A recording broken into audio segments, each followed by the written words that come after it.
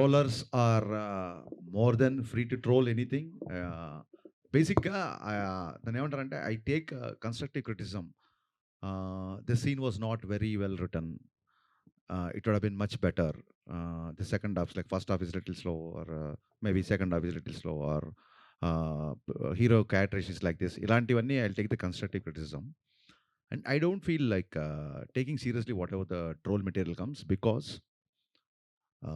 their identity, their whereabouts are not known, because they themselves are very insecure to reveal their identities. So నేను ఏదైనా మాట్లాడితే I take the accountability, I take the responsibility.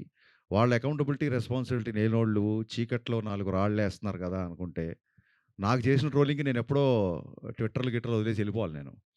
So నేను దానికి trollers గురించి, దాని గురించి collections ఇయ్యి ఏదేదో మాట్లాడుతుంటారు.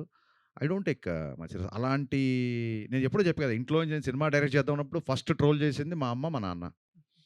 నీ ఫేస్‌కి డైరెక్షన్ అని చెప్పి అప్పుడే ట్రోల్ చేశారు. ఇయన్నీ కొత్తేం కాదు. కానీ అబ్యూజివ్ లాంగ్వేజ్ ఉన్నప్పుడు అండ్ బియాండ్ ద గీత దాటినప్పుడు మట్టుకు బ్లాక్ చేయడమో, సీరియస్‌గా కంప్లెయింట్ చేయడమో విల్ డూ. ఇంత పెద్ద సినిమా, ఇన్ని యాక్షన్ సీక్వెన్సెస్, 2 సాంగ్స్, డాన్స్, ఇన్ని డైలాగ్స్, విలన్‌తో కాన్ఫ్రంటేషన్ ఇవన్నీ చేసి లాస్ట్ మినిట్‌లో మ్యూజిక్ డైరెక్టర్ మారినప్పుడు మళ్ళీ మ్యూజిక్ డైరెక్టర్‌ని బ్యాక్‌గ్రౌండ్ స్కోర్‌కి తమన్‌ని తీసుకొని మళ్ళీ ఒక రకంగా దాన్ని ఏమంటారు ప్రీపోన్ అయినప్పుడు మళ్ళీ 19థ్‌కి, అంటే 19థ్ కంటే 16థ్‌కి మేము కాపీ చేయడం. ఇన్ని ఆడ్స్ మధ్య ఈ సినిమాని మీరందరూ చూసేలాగా చేయించడమే నా పెద్ద సక్సెస్ నేను ఫీల్ అవుతున్నా. I'm totally happy with my output, and people are embracing, people are loving, and I did it more than I can do. Thank you.